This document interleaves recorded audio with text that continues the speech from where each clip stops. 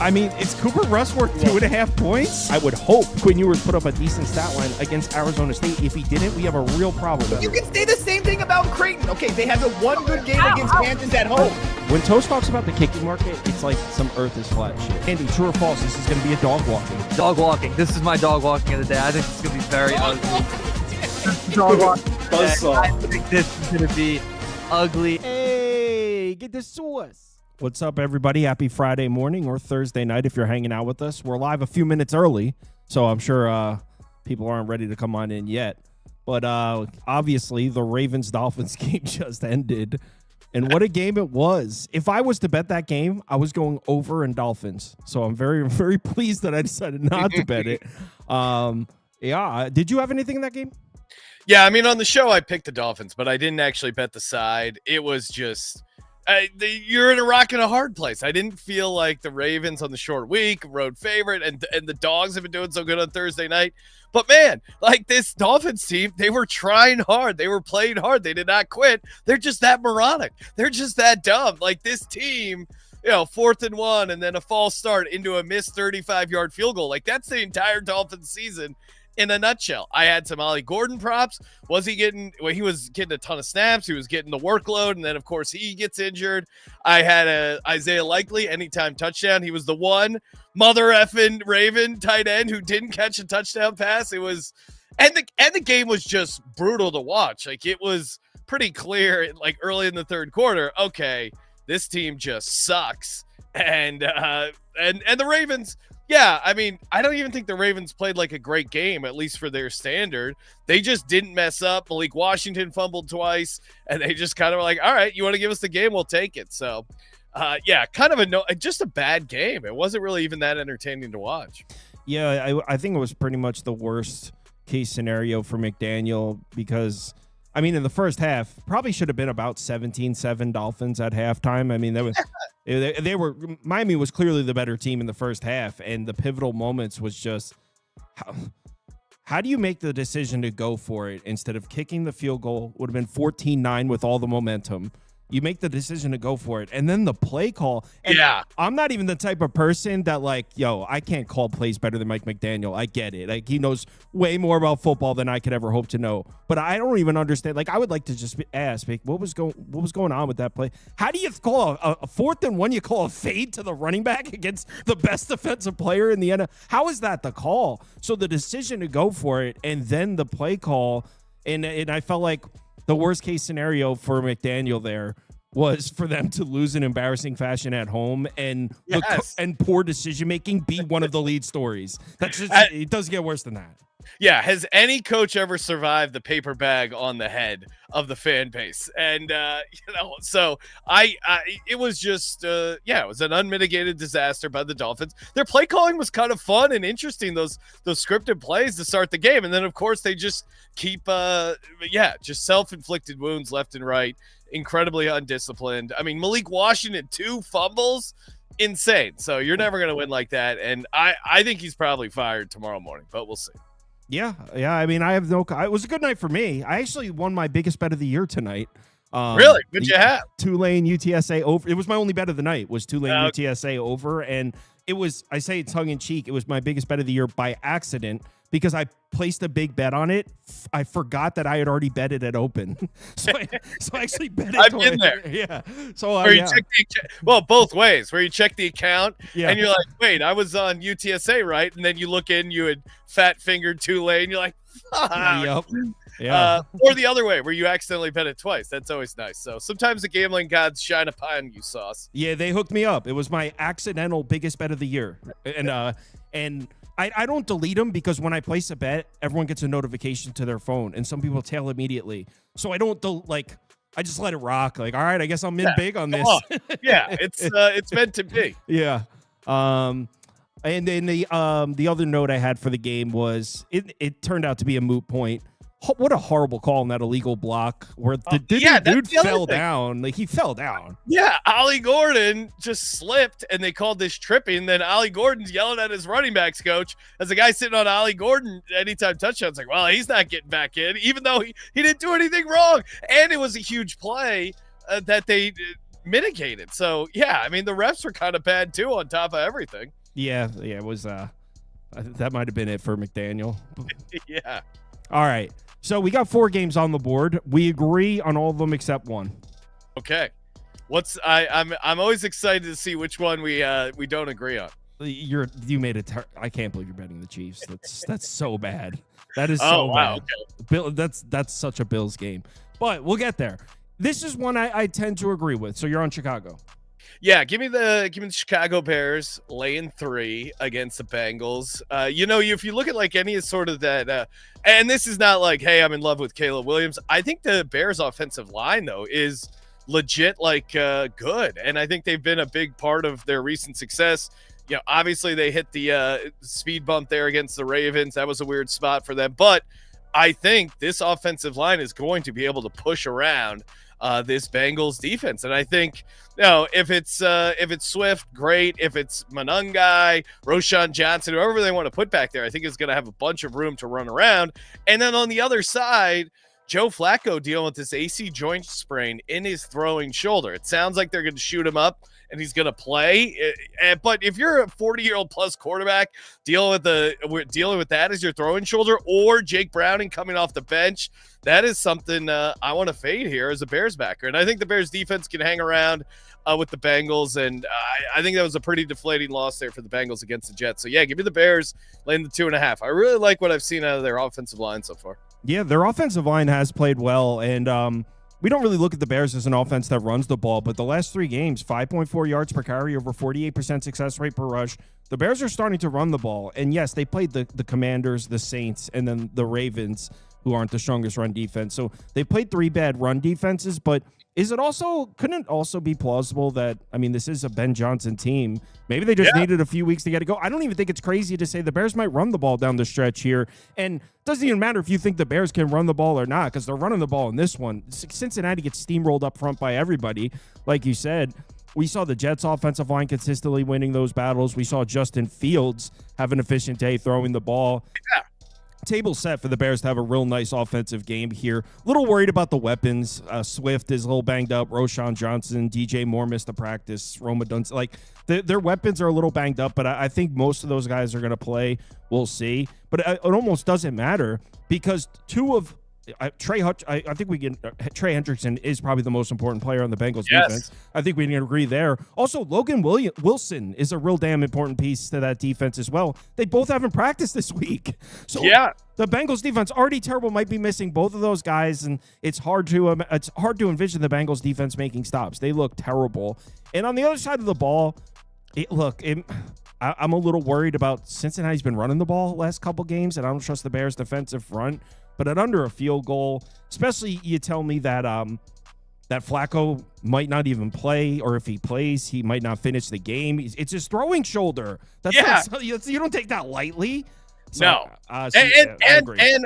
And your defensive injury point, Trey Hendrickson, they have a bye coming up. If it's close, I think they might be conservative here and go, hey, we'll just we'll sit you down for one more game here and then get you fully healthy after the bye. So, yeah, add that on top of, I don't think Hendrickson is going to be out there. So I do think this is a good spot here for the Bears. Yeah, I agree on this one. I don't hate an over either, but I think Ben Johnson might just sustain long drives running the ball. So 51's a pretty high total. And if Joe Flacco ends up not playing, I wouldn't want to be stuck on an over. So, yeah, Bears. And the graphic says -3. There are 2.5s everywhere. The graphic just shows whatever's open at Pinnacle. So, or Circa, I think, or whatever. But there's 2.5s everywhere. So I actually think I might add the Bears. I haven't bet it yet, but I agree. I think Bears. Let's go, baby.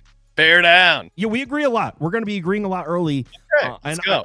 I think you're onto something here with Atlanta. I have opinion on this game, but go ahead, take it away. You're on the Falcons. Yeah, so again, if you're a subscriber to the Sports Gambling Podcast, shout out to you. Appreciate the subscribers. We've been running this trend since we started the show, probably in 2011. One of the things we always like to back, it's called the Close Your Eyes Special. If a team underperforms the spread by 21 points, and they're catching points the next week. It's called the close your eyes special because basically you're taking the stinky dog that no one wants to take. It's a bet you just play, and you don't try and overthink it, because if you look at it, you're like, oh man, if this Falcons team outdoor on the road, they might get worked by the Pats. The Pats are a runaway freight train right now. So the Falcons qualify for that because they got their ass kicked against this Dolphins team, and thus it is a week-to-week league. So I expect them to bounce back here. And in particular, the guy I expect to bounce back in a big way is Bijan Robinson. Oh, Sean, but the Pats, they haven't allowed a 50-yard rusher all season. Great point. They're going to get it done in the air. The one weakness on this Pats defense is their linebackers in pass coverage, and that is where Bijan Robinson is going to eat. I think he's going to have a massive game, just getting loose and getting against these linebackers in coverage. I think they're not going to be able to hang with them. And on the other side, yeah, I think Atlanta's defense, it's tough to make a case for them after what they did at home against the Dolphins, but I don't think they're that bad. And I do think this team is going to be fired up. We get Michael Penix back, and I think this is a nice bounce-back spot for Bijan. And 6 points, I think, is too much for a New England team that's kind of smelling themselves right now. So I think this is a nice wake-up call for the Falcons. Give me the Falcons +6 here. Okay, so I agree with a lot of what you said. I'm a little there's a lot of injury concerns on Atlanta. If all those questionables play, I agree with you. I think my favorite bet, though, if all those questionables play, 44.5 is too low for this match. Yeah, it would be an over. 100%. Yep. Yeah. The reason I don't have an over or a Falcons ticket at the moment is Penix and Drake London are listed as questionable. I'm reading they're trending towards playing. So that is obviously concerning. But yeah, I agree with completely what you were saying about New England's defense. Yeah, they're elite against the run. This secondary can't cover. I mean, they cannot cover, and they can't stop anybody from throwing the ball on them. They may have played back-to-back good defensive games. They played the two worst offenses in the NFL, and arguably the two. Like Gabriel and Cam Ward before that. Yeah, they played back-to-back games against the two worst offenses in the NFL, arguably the two worst quarterbacks in the NFL, in Dylan Gabriel and Cam Ward. In the 6 games before that, they've gotten cooked through the air in every single game. They're allowing a 62.9% success rate per dropback, 8.3 yards per pass. They can't cover anybody.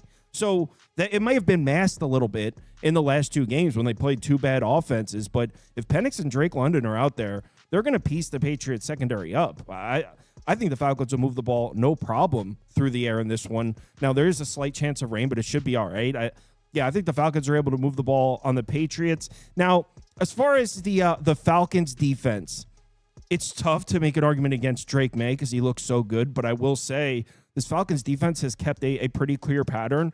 They're letting teams run on them. Teams are running the ball on the Falcons. They're actually locking it down through the air. They've got one of the best pass defenses in the NFL so far this year, and kind of looks like they're implying applying the bend don't break. Like, you want to take 5 yards, you can have it, but you're not going to get any big plays on us, and that could be a wrench in what the Patriots can't run the ball. They haven't run the ball all year. So Atlanta's got this lockdown pass defense. Yeah, no, and kind of we talked about this last week when I was on the Pats against Cleveland. It was like, well, the Pats are great at stopping the run, and the Browns can't throw the ball. This Falcons team is the opposite in the sense that obviously they can throw the ball if we expect these guys healthy. I do think Penix is playing. I think Drake London's a little more 50-50, but they're also getting Darnell Mooney back. And if you remember, Darnell Mooney was like getting a bunch of hype, had great chemistry with Penix coming into the season. He's been banged up in and out, but the coaching staff are like, hey, finally we got Darnell Mooney going. And I think Darnell Mooney could have some big plays against the secondary on top of Bijan Robinson receiving yards props, which I love as well. Yeah. All right. I would lean more towards an over, but I agree on Atlanta as long as they're healthy. Next game on the board, another one where I think I agree. I mean, it's hard to argue against you, that's for sure. With this graphic says 10. There are 9.5s everywhere. If you're betting the Chargers, make sure you get 9.5. You're on the Chargers, right?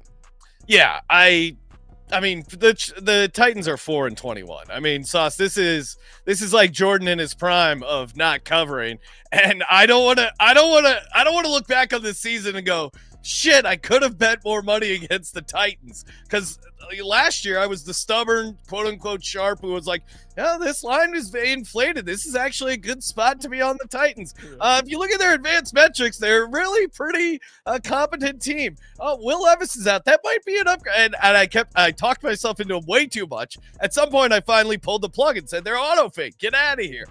This Chargers team, normally you wouldn't like a West Coast team going on the East Coast, but Harbaugh, Herbert, they thrive in the East Coast. They're like a weird team where they don't have a home field advantage. They do better on the road than they do at home. And, we were talking about it with Khalil Mack and Perryman getting back. They're finally like back and actually impacting that defense. And whatever model you're putting into your system, whatever numbers you're looking at, they don't factor in Cam Ward just randomly dropping the ball once or twice a game. He's got to set the record for unforced fumbles in the NFL in a season. It's hilarious. So, give me the Chargers, lay in the 9.5, 8.5.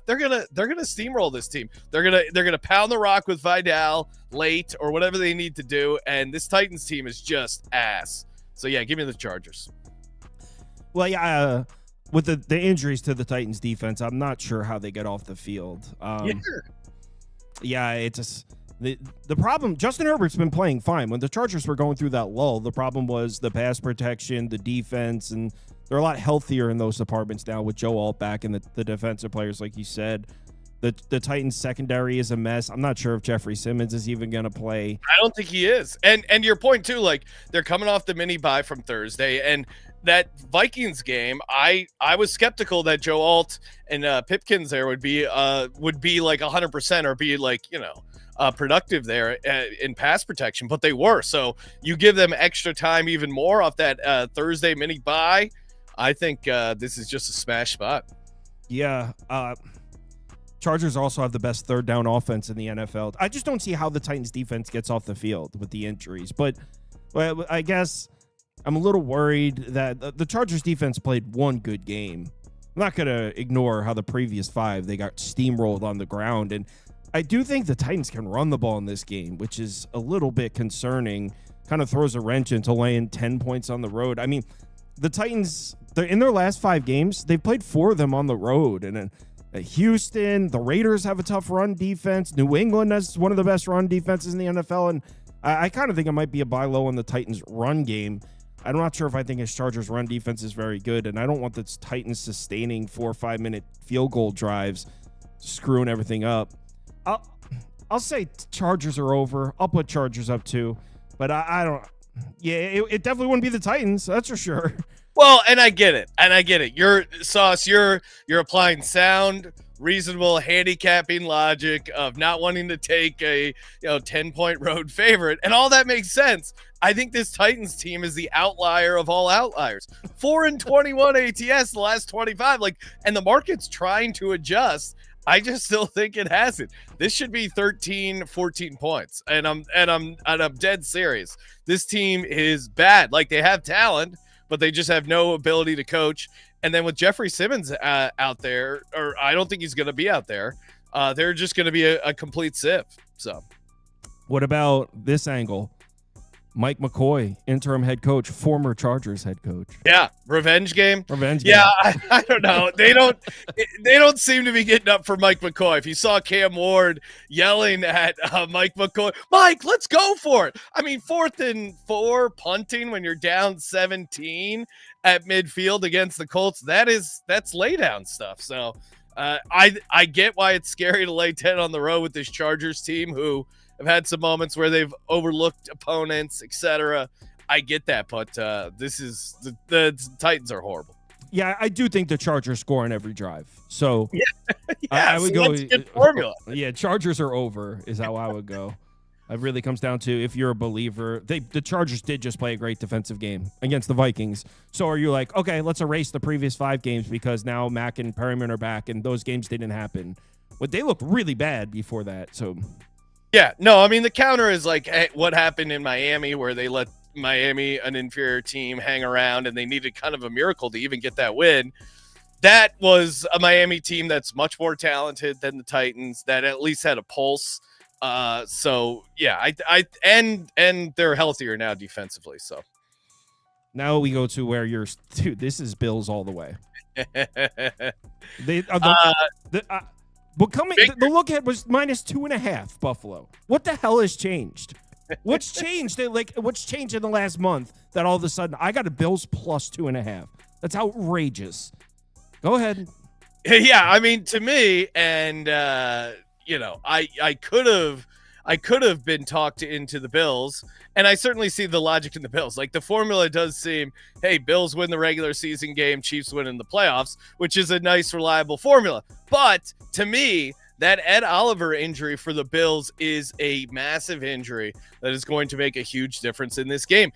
How do you beat Patrick Mahomes? How did the Eagles beat Patrick Mahomes? You got a shit ton of pressure on him, and you got in his face early and often. When he has time, he's going to pick you apart. And let's go back to this idea of the Bills have allowed the most rushing yards of the quarterback position. If Mahomes needs to scramble, he's perfectly fine scrambling all around there. The Chiefs defense has really come around. And yeah, I'm sorry, no Ed Oliver on the defensive side to me. That's a huge swing, especially when Matt Milano's out there, but he's just not the old Matt Milano. I get it. They looked, the defense looked better against Carolina, but if you watch that game, that was more of an indictment about how bad Andy Dalton was and how he's not an NFL quarterback anymore. This is a different team here in the Kansas City Chiefs, and a massive coaching advantage with Andy Reid versus Sean McDermott. And the Chiefs really, to me, are in FU mode. Once they got Rashee Rice back, this offense it's easy to be in FU mode against the, Marcus Mariota and the Raiders. Me and you true. could throw together a team and be in FU mode out there against those. They've been on easy street. I like that idea of us messing up the Raiders. They took it to the Commanders. I mean, these 21-point win in prime time is nothing to sneeze at, with a look-ahead spot to this Bills team. I'm just skeptical of the Bills defense without Ed Oliver. If you can talk me into that, maybe I would change my pick. But no Ed Oliver, no betting on the Buffalo Bills. Well, the part of the Bills defense that would concern me is the run defense, and the Chiefs. They want to utilize Mahomes. They want to throw the ball in Orchard Park. It's gonna rain too. Hell yeah! Let it come down. I hope it's the nastiest game ever. Yeah, the market's off on this one. Look, a month and a half ago, this was Bills -2.5. Now, if you want to adjust it a little bit, a point maybe, I don't know how I was able to get Buffalo +2.5 here. Sure, the Chiefs have looked better. No shit. They played 3 consecutive home games. The last 2 were against the Raiders and the Commanders. They've been cruising through they haven't played a road game in, what, a month? And it was at Jacksonville. They lost that shit. They lost the last road game they played, primetime on the road against the Jags. Meanwhile, the Bills have been everywhere. They played a tough division game on primetime against the Patriots, one of the hottest teams in the league. Then they're flying out to Atlanta. Then they're flying to Carolina to play a team that's got their asses kicked by the Falcons. They did. But I'm saying, you look at the recent schedules for these two teams, it's not even comparable. One team's playing all these tough games and one team just isn't.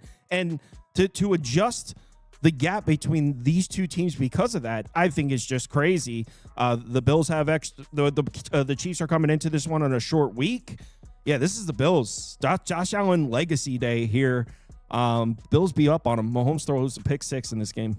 Oh, wow. All right. I like you calling your shot there with the pick 6. Yeah, the Ed Oliver injury, I was going into the week thinking I was going to take Bills, but Ed Oliver, and they're missing another D tackle too. Laquan Jones. Well, yeah. He's not. I don't think he's been ruled out yet. He's questionable. I got him out because I'm on the Chiefs, but he's out. I talked to the guy. He's out. Yeah, he's out. So that D line, you need a good D line, and we've seen what this Bills defense can get carved up. So I get like in Josh Allen as a dog at home in Orchard Park. You're gonna be very good in a lot of situations there. But I'm making an exception here. I think the injuries on the defensive side too much for them to overcome. Now this is the Bills make a statement. And the entire first month of the season has been erased for the Chiefs because Mahomes won against the Raiders. Didn't happen. All the losses, them struggling, can't stop the run. None of that happened. What happened to the Chiefs can't stopping the run? We're going to see that appear. Bills. Yeah, I mean, James, I think if you're betting the Bills, you should also tie it to some James Cook rushing yards, James Cook anytime touchdown, because I don't see how the Bills win this game if he doesn't have a massive game. And he's been playing well. So I see the case for sure. The Bills win this game because the Chiefs defense is literally not going to get off the field. Long, sustained drives, running the ball, nasty weather. Well, and if you want to play conspiracy theory, which team do you think is going to get the crazy, like, oh my God, I can't believe they got that call? I'm sure there'll be a couple of those that go each way, and I'm sure Twitter will lose their minds about it. Don't be throwing your remote sauce when Showtime Mahomes gets a very favorable roughing the passer to keep a drive alive. Where can they find your stuff, Sean? Yeah, Sports Gambling Podcast. Type it in YouTube, Spotify, wherever you get your podcasts. And always appreciate coming on here. Thanks, Sauce, man. Yeah, Sports Gambling Podcast. They did their NFL show last night. They went through the whole slate. So just type that into the search and you'll find it. All right. Talk to you later, man. Appreciate it. All right. Let's talk some. Oh, whoops. I didn't have the. There we go. Let's get the baseball guys on the screen.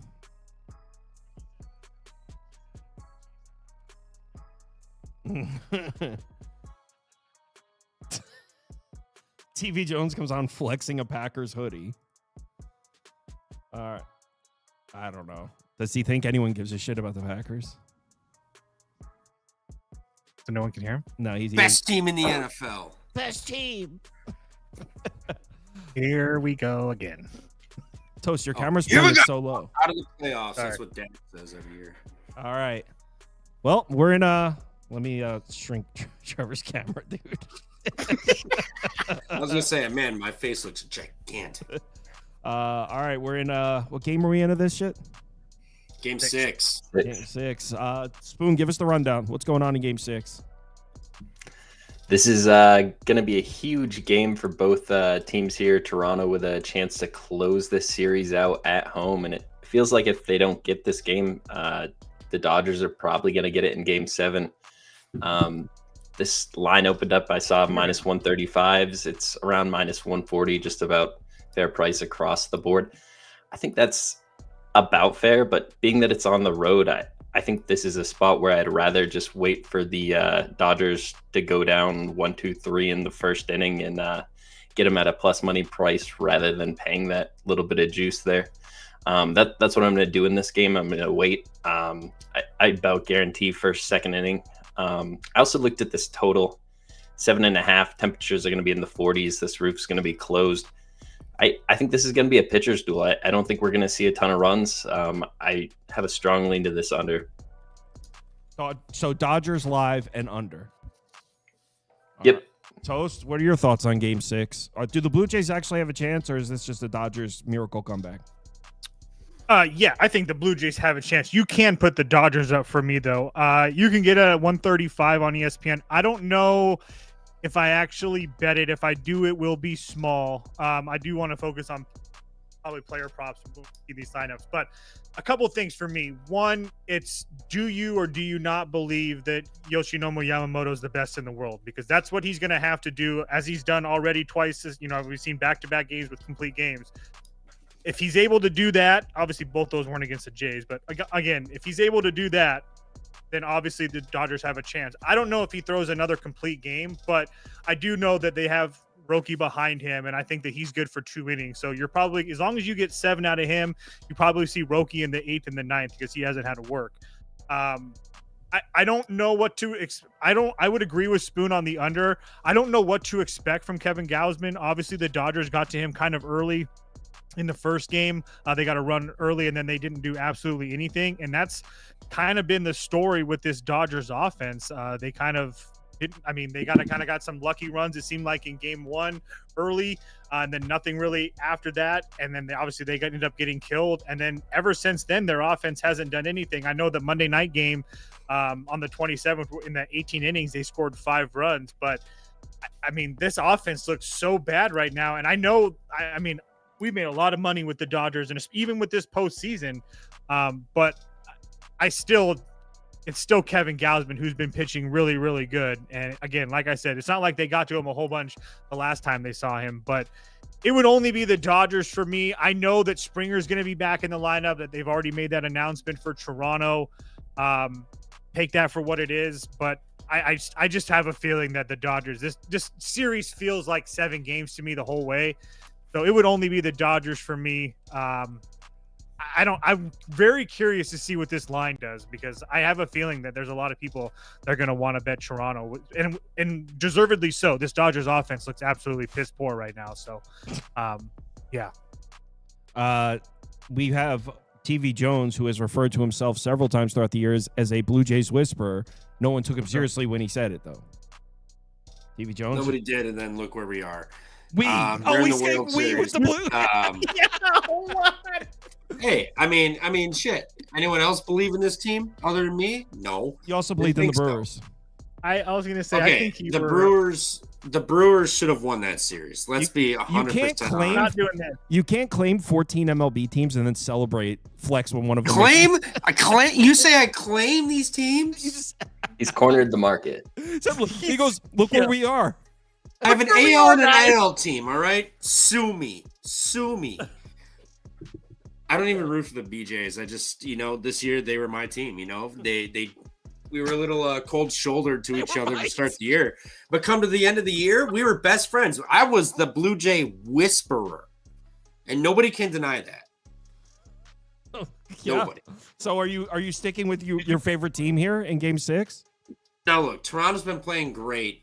And it's going to continue because the Dodgers have no offense, guys. They have zero offense. This team has been asked. They've been outplayed offensively in, you could argue, 5 of these games. They're up 3-2.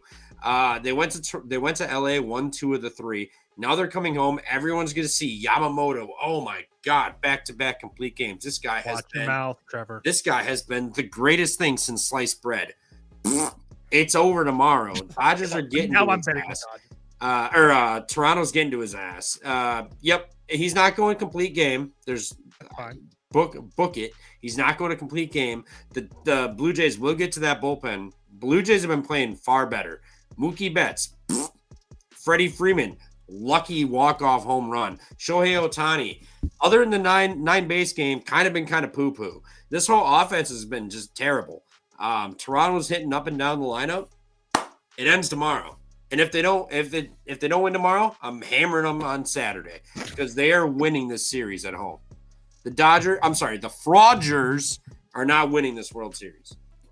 To that point, though, really quickly, in all seriousness, you can get the Dodgers at plus like 200 to win this series. So if you're going into this game thinking that you want to bet the Dodgers, regardless of what we're picking, I would put some of your money. Oh, yeah, that's a sign, folks. Well said. Don't do it. Well, we lost them. The move in this one is the Dodgers. This is the better team. It's a fluke that they're better team. Better team. Yeah, the Dodgers are won 2 games. The Dodgers are the only team in Major League Baseball that are better on paper than the Mets. Do you remember? You couldn't beat the Marlins. All right, we lost. Remember when you said the Dodgers don't have Babe Ruth?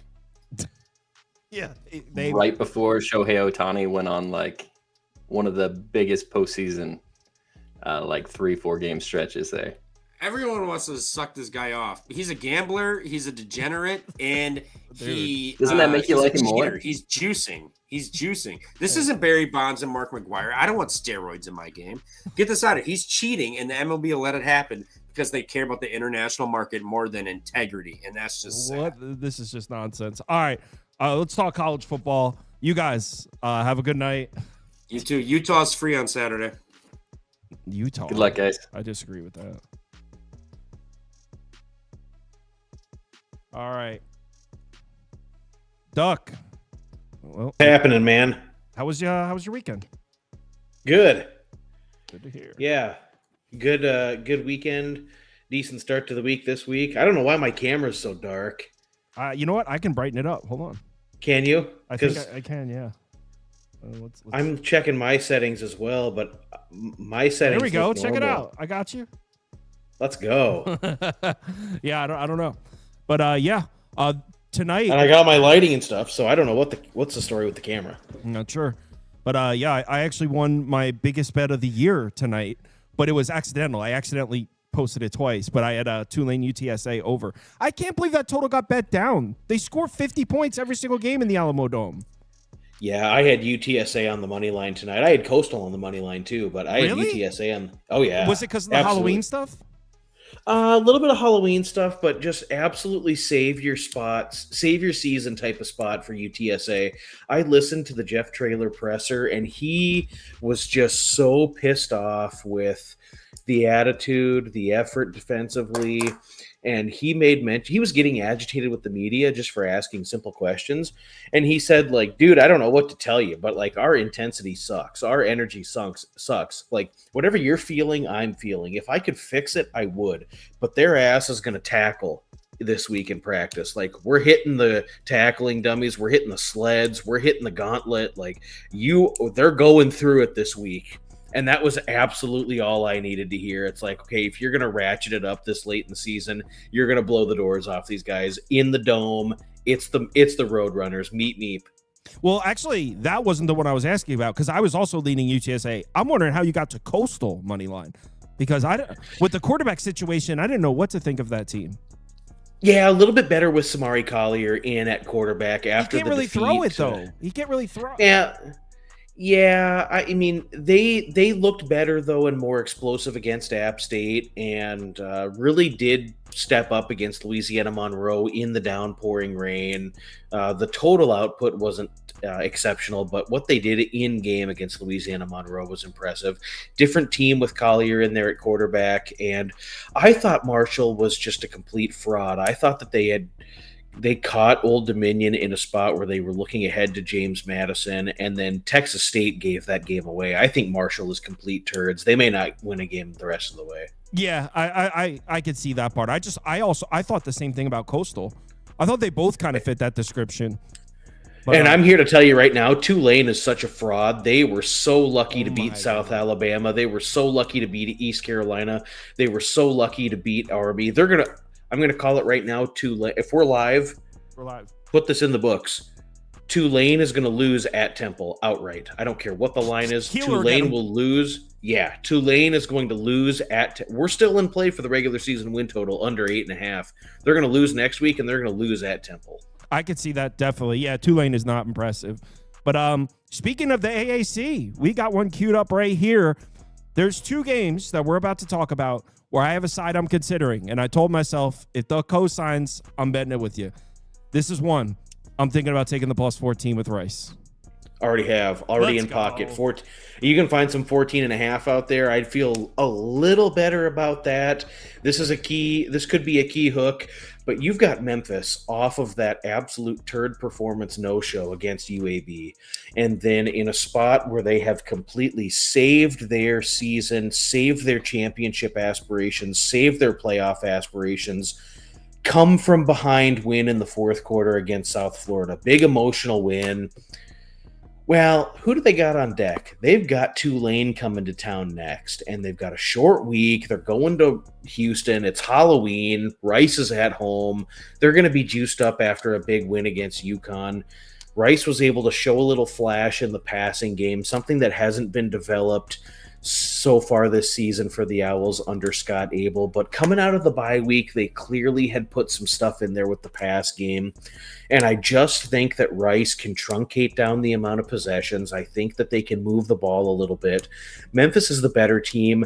They could win this game by 3 or 4 touchdowns if this was like the seasonal spot for Memphis to put the pedal to the metal. But you still have the lingering injury with Brendan Lewis. He's not going to be as involved in the quarterback run game, which will just take a little bit off of the offensive output for Memphis. And in the second half, with the injuries, the Tigers are a little banged up. Short week, one less day of practice. You got some travel in there.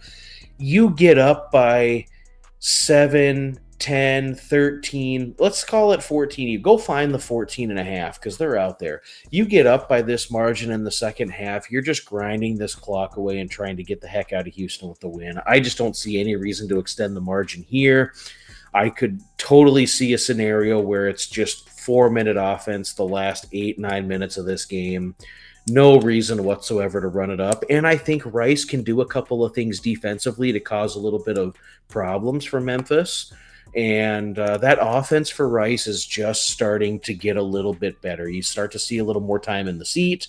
You start to see a few more game reps, and they're starting to figure it out. I think Rice can throw a couple punches here at home, and I think they keep it within 14. Agree with every single thing you said. In fact, pretty much almost identical notes here.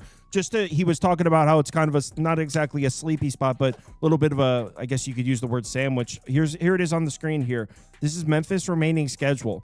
So they just come off the huge win against South Florida. Now you got a short week to prepare for a very unique offense, a slow, grinded out option offense with Scott Abel. You got this road game against Rice. After this, Tulane at ECU, Navy. This Rice game, this road game against Rice on a short week where you got to prepare for the option is sandwiched between probably the 4 biggest conference games of the year for Memphis. So this is just the ultimate flat spot sandwiched in between. And then you throw in the fact that they run an option. It's just a weird offense to prepare to play against on a short week. Rice, slow pace, just hold on to the ball, long possessions. It's a tough team to go on the road and lay 2 touchdowns against. Not to mention, like Duck was talking about, Rice has secretly played some really good defense, especially in their home games. 34.3% success rate defensively at home against Houston, FAU, and UConn. You look at the final scores of those games, they're a little bit misleading. UConn scored 10 points in overtime. They only had 24 in regulation. Houston had, I think, 2 pick sixes in the fourth quarter or something. Final score of that game was misleading also. So this Rice team played some stout defense in their home games. Yeah, I agree with every single word. I'm going to bet this one. I'll do it with you. Love it. Wow. Let's get to the window on Friday night. Let's do it. All right. And I wrote in Rice plus 14 because my graphic. There are 14s out there. You might be able to find a juice 14.5 if you look. Navy, North Texas. I did it. Points. Give me my shootout. I'm on the over. Yeah, and I actually looked into this one pretty thoroughly, and I just don't see a path to anything except for there being a high amount of points. When you look at this game specifically, a total prove-it spot for Navy, when you look at what they've had in their schedule, they've played 5 of the worst teams in this conference, and Air Force and VMI. And so it hasn't been great for Navy, and the strength of schedule disparity is absolutely massive. And there's likely a chance that North Texas is the better team. But for Navy here, you got this one, you've got USF, you've got Memphis, you've got a lot of tough games left. This is really it for North Texas when you look at their schedule, as if they win this one, the road is somewhat clear for them to make the conference championship game. UAB, Rice, Temple. This is the second time now that UNT will have seen an option style attack as they played Army earlier in the season. A couple concerns here. Navy's schedule has been Charmin soft this year, and Navy gives up the yards and the points through the air in bunches. They've given up 450 yards and 30 points in each of the last 3 games. They were very fortunate to come out with the win against Temple a couple of weeks back. And you looked at the middies on the road, struggled mightily with Tulsa for 3 quarters before pulling away. North Texas's offense has been absolutely elite all season. Mestemaker, 608 yards last week against Charlotte. Very, very impressed with his play this season, and they should feast on a Navy secondary that's 113th in defensive explosivity given up, 106th in EPA per play, 128th in early down explosiveness allowed. So North Texas will be able to strike early and often. They should score here and score a ton. I don't know that the Mean Green are going to be able to stop Navy for 4 quarters. They were shredded by the Army scheme in the second half. We saw North Texas's defense get worn down in the second half, and I can totally see Navy coming after these guys for 60 minutes. North Texas's total defense the last 5 weeks, 438 yards per game given up and 33 points per game surrendered. Navy has been excellent this season, both on third down and cashing in for touchdowns in the red zone. When you look at the middies, 29 of 32 red zone opportunities have resulted in points, 26 touchdowns. I look at Navy 6th in success rate offensively, 5th in EPA per play.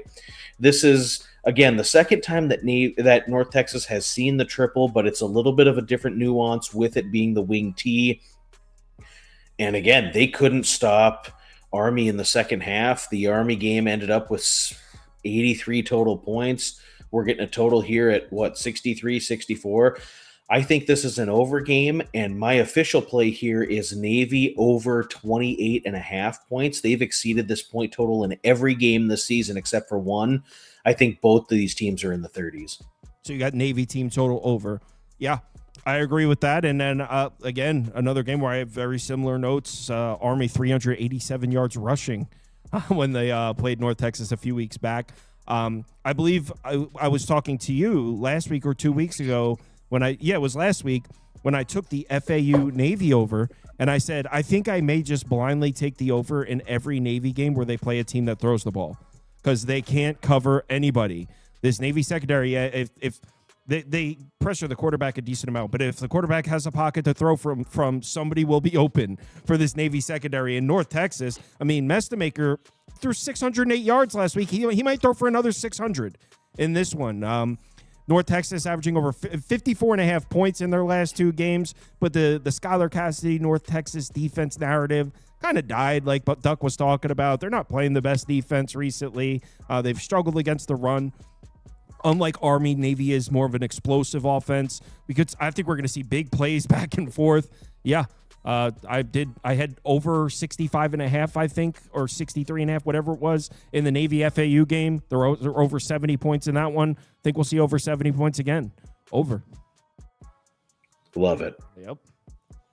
I knew where you were going with that before you even said it, because we just talked about Navy FAU last week. Yeah, and you saw that one. It looked a little dicey there when the game flow slowed down a little bit in the third quarter, but 5 touchdowns in the fourth quarter got that one comfortably over the total. We got to the window. Who's betting this Texas number up? I don't know. Is that you? It's not me, you know. Is it you? No, man. I'm not betting Texas. For those of you that don't know what we're talking about, this is at 2.5. This is at 1.5, 2.5. Now it's at 3. Oh, it looks like it's mostly back down to 2.5 now. No, there's still 3s. So it looks like it may. Earlier today, about 3 hours ago, it was pretty much 3 across the board. So it looks like we did see some Vanderbilt money. Finally, something makes sense. Is there official announcement on who's playing quarterback for Texas? Has that been made public? I haven't heard. I think the backup is getting some reps, and Arch is also still trying to come back, but I haven't heard an official announcement. I'm on Vandy. You agree? I mean, how could you fade Pavia in the revenge tour at this point in the season? Vanderbilt is a legitimate playoff contender at large. Whether they win the conference or not, they're a legitimate at-large contender. They've done absolutely nothing other than rise to the challenge all season. And I agree this is going to be a stiff test for Vanderbilt. Texas grades out as first or second in the SEC in nearly every defensive metric per PFF. Tackling, run defense, pass rush, overall defense. But the one chink in the armor for Texas is early down success. Vandy thrives in first and second down, running plays that are designed to accumulate 3 or 4 yards, and that'll set them up on third and short, third and medium, and they're converting 53% of their third down attempts this season.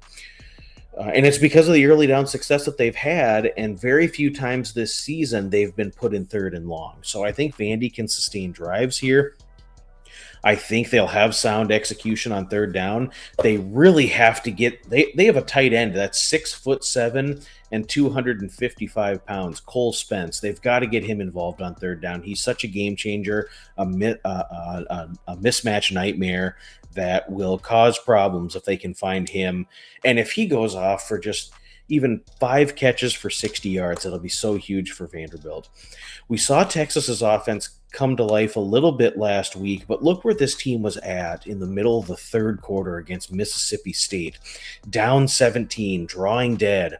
It took a turnover, it took a special teams touchdown, some late game heroics, and if they don't come back there and win that game in overtime on the road in Stark Vegas, what's the narrative here then? Is Vandy 3-point favorites? I mean, I just don't see it here. Texas struggles to protect the quarterback. They've surrendered 18 sacks this year on quarterbacks, 53 tackles for loss they've given up. They're 118th in offensive explosiveness and 120th in offensive EPA per play. This is going to be a slow-burning grinder. This is going to be a really tight game. But Vanderbilt's going to win this football game in the fourth quarter. There's no denying that. Yeah, I agree completely. And honestly, when it comes to the Texas defense, I got to say, they've had kind of an easy go at it. I mean, you had Ohio State, obviously very tough matchup on the road to Columbus. It was Julian Saint's first start, but that's a tough one. Outside of that, I mean, who are the tough tests for this Texas defense? I mean, you got Oklahoma when Mateer was bleeding out of his hand 16 days after surgery or whatever. Kentucky, Florida, Sam Houston State. Where are the tough games for this Texas defense? Last week on the road in Starkville, that was like their toughest test, and Shapen threw for 381 yards on them, a 123-2 NFL passer rating in the game. So, in my opinion, the only time Texas defense has been tested in the last 2 months, they got pieced up through the air, and it was also the first time we saw Texas play without their safety, captain, leading tackler, Michael Taffy, or I'm sorry if I'm saying that Toffee. Sorry if I'm saying that wrong. It's their safety, leading tackler. He was out last week. He's going to be out again this week. It's one of the best, most important players on their defense, and we saw Shapen throwing the ball all over them.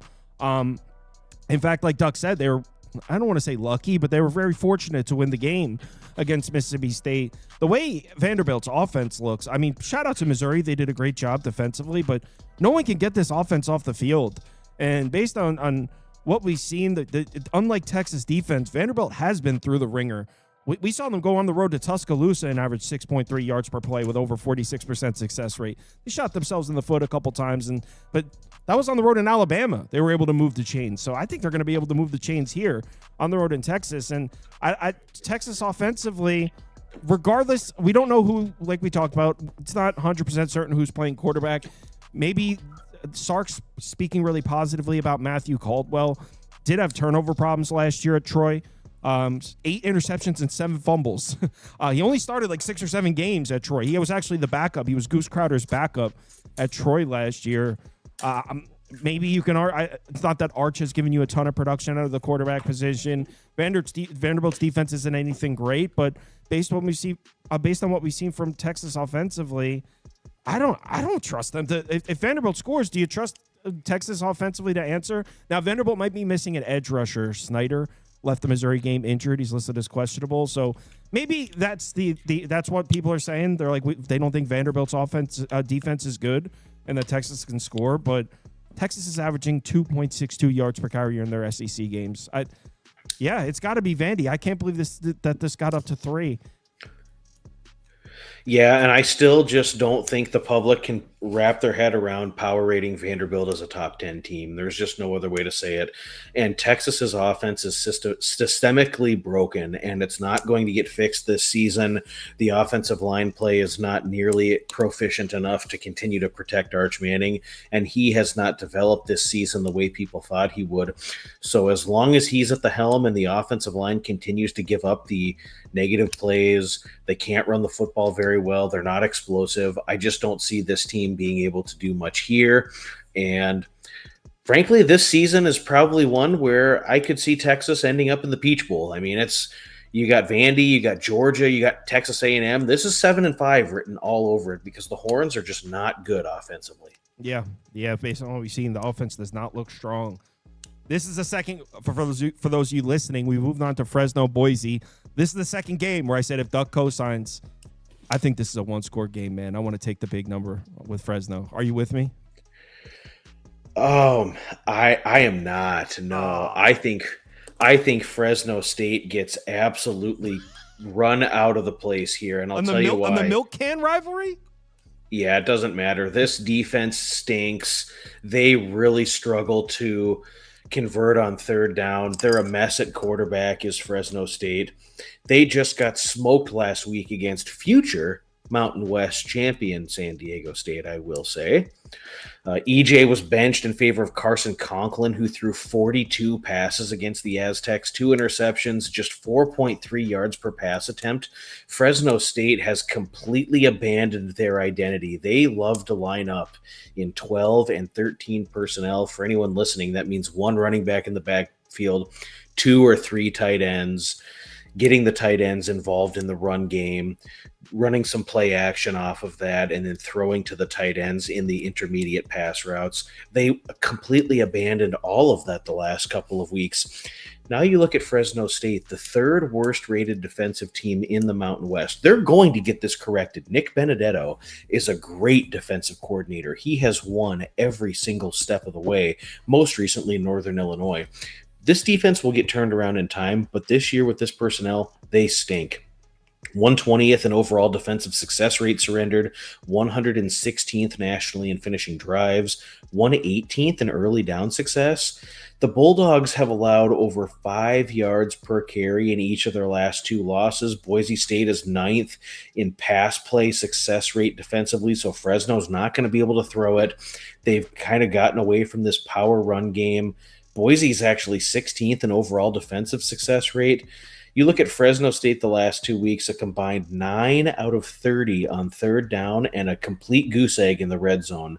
I absolutely laid it here, and numbers, you're getting a little bit of on sale price here because it's back down to 17, maybe find a rogue 16.5 here, but I thought maybe there was a chance that road performance against Colorado State was a mirage. But the more I looked into it last week, I laid the points with San Diego State. Fresno State is toast.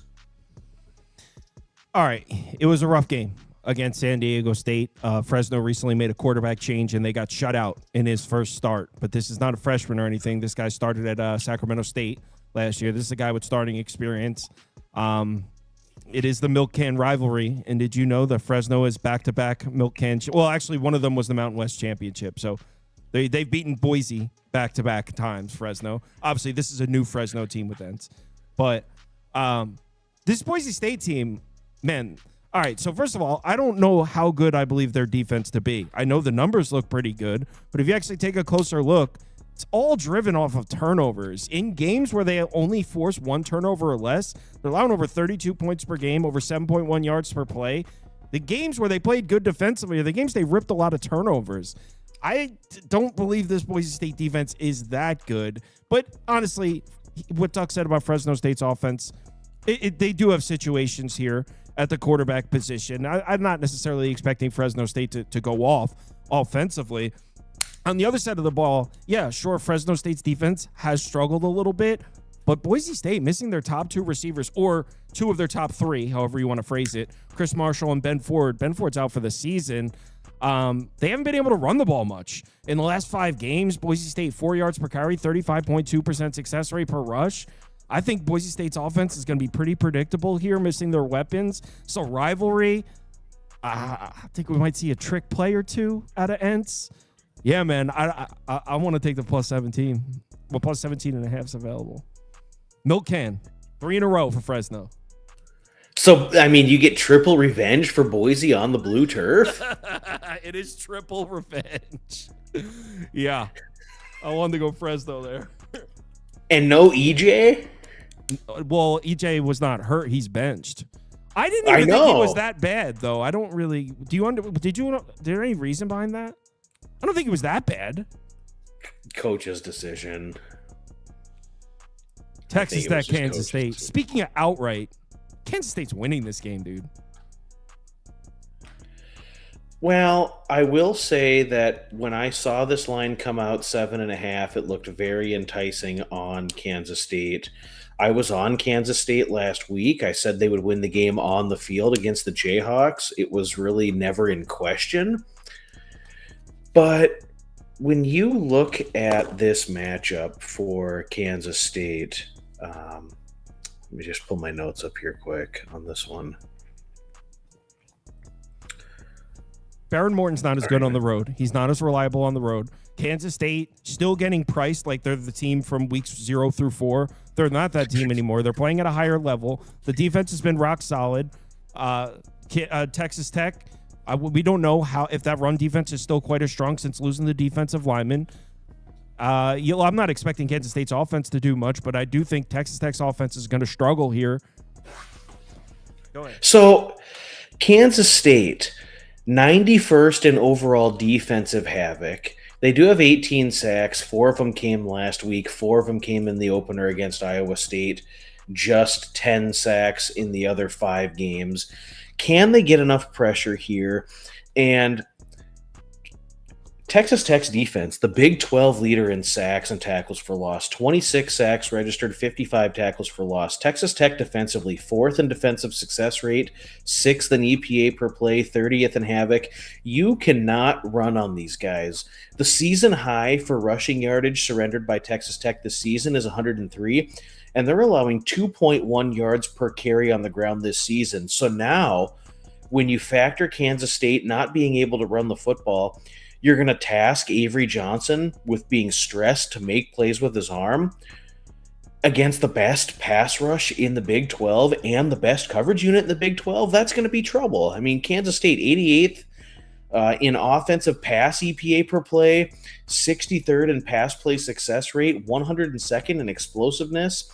I just don't know how Kansas State is going to move the football. Now, this is a team, I will say, that I've been very impressed with over the last 4 weeks. I've been on this team in several of these last 4 performances, but when you cannot run the football at all against this defense, and now you're going to task Avery Johnson with having to make the plays with his legs, which, by the way, the running back Edwards remains out for Kansas State, but when Kansas State is at their best, it's when the running game is humming and when Avery Johnson can contribute in the running game, and then they can throw marginally off of that. But when you go into a game knowing, we're not going to run the football, how many pass attempts is Avery Johnson going to have? 50?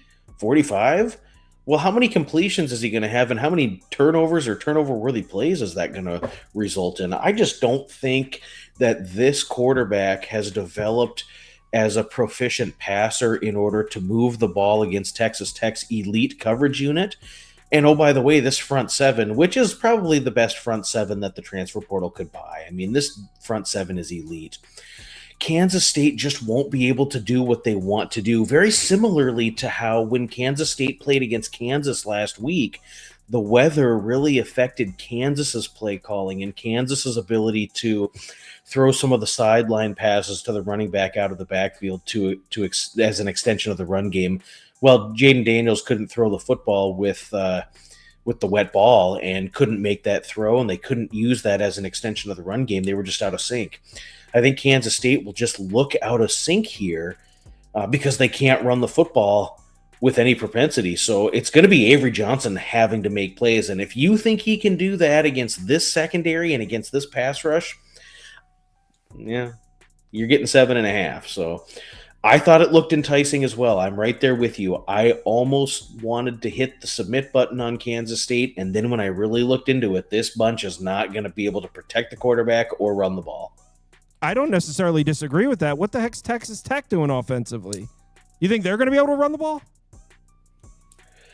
I would assume this group has more of a chance to run the ball, force a turnover, throw the ball a little bit with Morton. Yeah. This Texas Tech offense hasn't looked nearly as good in their road games. Baron Morton has been a guy over the course of his career. You can't trust him as much on the road, turns the ball over on the road. We just saw them really, really struggle to move the ball against Arizona State. It's not necessarily I'm disagreeing like, Kansas State's going to light it up. Not necessarily even disagreeing with that. It's more of a fate of Texas Tech's offense and Baron Morton than it is a fate of the Texas Tech defense. So you really want me to put a Texas Tech logo up here, laying 7 on the road.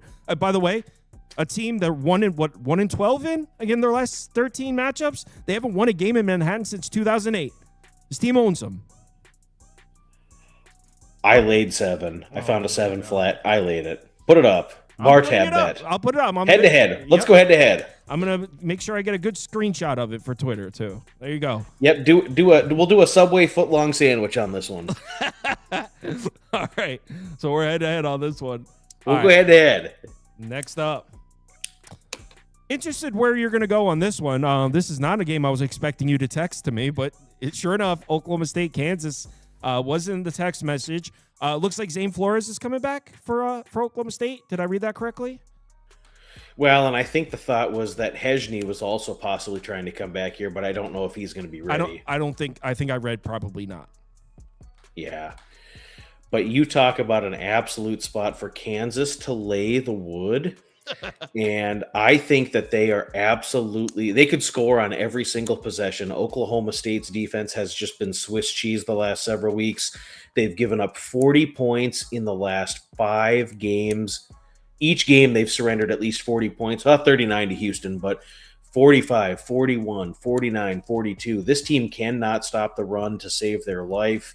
They can't pass coverage. They have zero, Oklahoma State's defense, that is, absolutely zero pass rush whatsoever. And it's just a bad matchup for Oklahoma State trying to line up against what Kansas wants to do. With that said, when you look at Kansas, the max effort defensively was last week in the Sunflower State Showdown, or whatever they call that. Their max effort defensive game was last week. And so I can see, if it's Sam Jackson again, I can see a little bit of punch here from Oklahoma State offensively, trying to move the ball a little bit, score a few points. But this is an absolute dead nut over. I think this could be the highest scoring game of the weekend. I took over 54.5. Since it's come down again, I went back for more at 55. I think Kansas alone could put up 49. I think Oklahoma State's good for 20 to 24. This is, again, a dead nut over. Kansas could score on every possession in the first half. Yeah, I wrote down Kansas or over, so that's I'm in agreement. Kansas could score. Theoretically, Kansas should be able to score on every single possession. I completely agree. As far as Oklahoma State, I think Noah McKinney, I don't know. He's listed as questionable, but I also read that he was at Kentucky for to meeting with Kentucky about transferring. So I don't even know if he's trying to come back for Oklahoma State, their offensive lineman there. But yeah, I agree. Kansas should be able to score in every single possession here. This Oklahoma State defense isn't good, and that's where I was at. When I went through this game, it was like, okay, Kansas is going to score. It's a matter of, do I think Oklahoma can score back and go over, or do I think they cover the big number? I honestly think Oklahoma State could score 21 and they still don't cover the number. So yeah, Kansas and over. You know what? Let me write this down. I'll bet this with you. I'm going to bet Rice with you, and I'm going to bet this one. Let me add those. Let me just write those down so I don't forget. So Rice plus 14. Okay, State. Okay, yeah, I'll definitely bet this because I was already considering that anyway. All right. Oklahoma State has surrendered 500 yards per game and 7 yards per play against FBS competition this season. So if you use the transitive property law, which I know doesn't always apply, but Kansas should be in the red zone 7 times. They should put up at least 45 points here. Yeah, agreed. Last game on the board. All right, so this is an interesting one. So I've been big on San Diego State. I was gassing San Diego State up in the offseason. So obviously when you talk about things in the offseason, you're going to be right a lot and wrong a lot. This is one I was right on. This team looks very strong. They're 3-0 in conference. Where I'm a little, as far as San Diego State's defense, I'm a believer, man. I know they've played a little bit of an easier schedule, but you got to be buying in on this San Diego State defense. They just went on the road to Fresno, pitched a shutout. Did you know this is the first time in Mountain West history that 2 teams are playing that shut their opponent out last week? Because Wyoming won 28-0. First time in Mountain West history. You know that? I did not know that. That's quite shocking given the fact that conference has been around for 35 years. Yeah. So both these teams coming off shutout wins. The way I look at it, so Wyoming switched their play caller up last week. They did score 28 points, and it did look a little bit more explosive in the first half, but they scored a touchdown to go up 28-0 with 10.5 minutes to go in the third quarter. Not another point was scored in the game. So I'm not sure about the new play caller here with Wyoming. I do know San Diego State's defense is official. The way I look at this game, Wyoming's going to struggle to score. I don't care about the new play caller. It comes down to, do you believe in this Wyoming defense? There is some injuries here. Wyoming's defense. Meanwhile, San Diego State's defense got their linebacker. Check this out. So they got their linebacker, Latuli. He returned from injury last week, had a pick 6 in his first game back. So, yeah, this San Diego State defense, on the season, they're allowing 10.4 points per game. On the year, and they were missing a linebacker, came back, had a pick 6 in his first game back. This is the best defense in the Mountain West, and that includes Boise. So Wyoming's not going to score. It comes out. It's a matter of, do you believe in the Wyoming defense? So first of all, do you agree with my stance that Wyoming's really going to struggle to move the ball? Yes. Okay. So question B, under or San Diego State -10? I'm leaning towards laying the 10.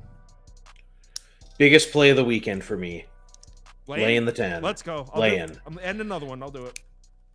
Last weekend was such a spot for Wyoming as they were hosting the last scheduled battle for the boot, border war, beat the sheep, whatever you want to call it, against Colorado State. Their hated rival. This is the last scheduled rivalry in the border war between Colorado State and Wyoming for some time. That was such a spot for Wyoming, a major emotional step up and whoop your rival's ass, and that's exactly what they did. Wow, this is not a spot for them to show up and do that. You knew Wyoming was showing up last week, but I'm still not overly impressed with what they've done offensively. Now you look at San Diego State, the absolute top defensive grades in the conference per PFF. Number one in run defense, number one in tackling, number one in coverage, number one in special teams. San Diego State giving up 2.7 yards per carry on the ground this season and are allowing just 88 rushing yards per game. And the rushing offense has accumulated at least 200 rushing yards in the last 3 weeks. Jaden Denegal has played exceptionally good football for San Diego State at quarterback. The development of the deep passing game has really been critical for their success.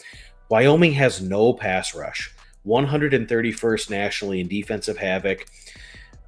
Denegal is going to play action off of the run game, and they should have time for him to allow the passing routes to develop. They're going to connect on deep shots here, just like they did against Nevada, just like they did against Colorado State. We're going to see him have time in the pocket. San Diego State's defense, 16th in defensive explosiveness, 20th in success rate, 33rd in surrendering run play explosiveness. They don't give that up. Wyoming wants to run the ball, and their pass offense is limited. I don't see them having success here moving it on the ground. I see third and medium a lot for Wyoming. They don't convert third down very well. They struggle to move the football. They struggle in the red zone.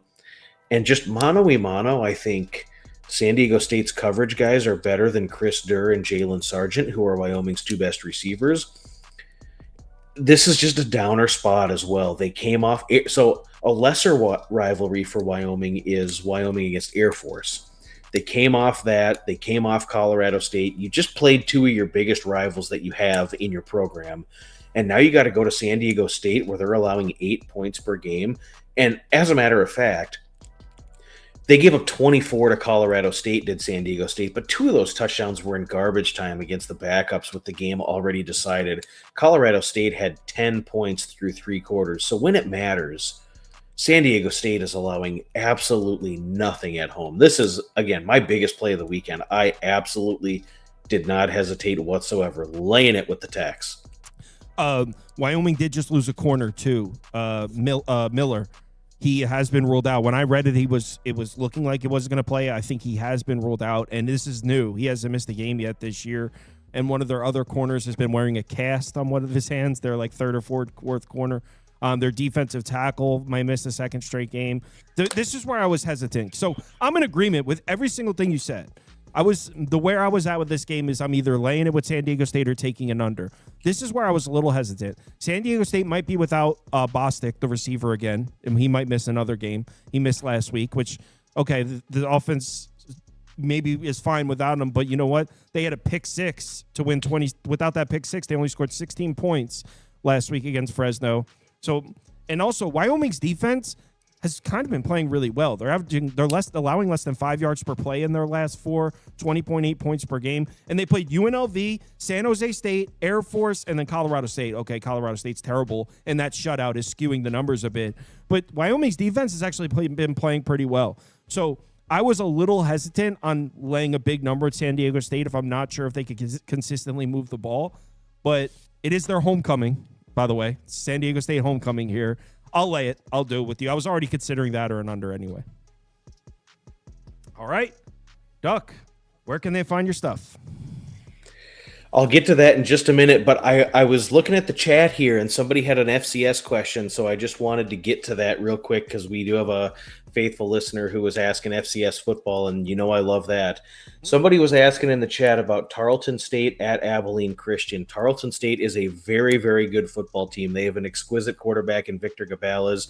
They are a legitimate top 4 team in FCS, and they're vying for playoff seeding in the FCS playoffs. They're going to run away with the conference, but they go to Abilene. Abilene is quarterbacked by Earl Stone, who has been very, very good this year at home. 15 touchdowns, 8 interceptions, completing 69%. And Abilene this year at home has been really, really solid. Defeated a really good Stephen F. Austin team. They defeated a really salty Austin Peay team who destroyed an FBS opponent this season. Really, really good performance blasting North Alabama. I think Abilene can score here. I think this game's going to be tight. You might see Tarleton just squeeze the ball a little bit tighter in the second half. This is one of those games where they have to fight and claw and scratch their way just to get the heck out of Abilene with a win. And you're getting 17 points with the home team. I think Abilene is worth a play, especially if once this market widens up, once the limits open up, if you get that full 17 instead of 16.5, I think Abilene is worth a play. Tarleton's the better team. They should win the game outright, but I think Abilene is worth a play at 17. So just wanted to address that quick in the chat. Abilene Christian plus 17 at home against Tarleton. Okay. And that game is at 4 p.m. on Saturday. All right. Yes. Duck, where can they find you?